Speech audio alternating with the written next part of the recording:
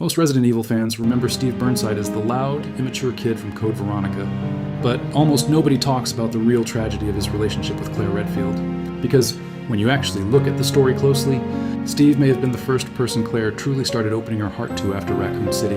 At the beginning of the game, Steve comes off annoying, reckless, and emotionally unstable. But honestly, that makes sense. He was just a teenager. His father betrayed Umbrella, his family was destroyed, and he ended up trapped inside one of the worst situations imaginable.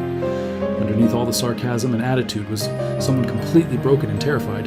And then he meets Claire. What makes their relationship interesting is that Claire never really laughs at Steve the way other people probably would have. Even when he acts immature, she still treats him like he matters. That changes him slowly throughout the game. People don't realize Steve's entire personality starts shifting once Claire begins trusting him. He becomes more protective, more serious, more willing to sacrifice himself. Not because he suddenly became fearless, but because Claire gave him something he hadn't felt in a long time: purpose. And honestly, that's what makes their story so tragic. Steve wasn't trying to become a superhero. He was trying to become someone worthy of Claire.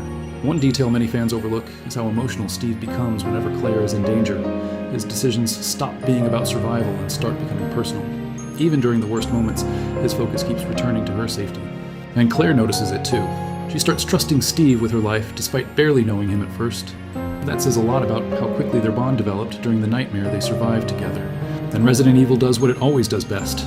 It destroys hope at the exact moment things begin to change. Steve is infected, mutated, losing himself. But even while transforming, he still fights against the virus long enough to protect Claire. That moment says everything about who Steve really became.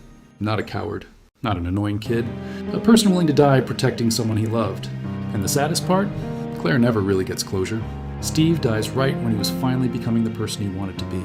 That's why their story still hurts years later. It wasn't a perfect romance. It was two traumatized survivors finding comfort in each other during the worst moment of their lives, and losing it before it ever had a chance to fully exist.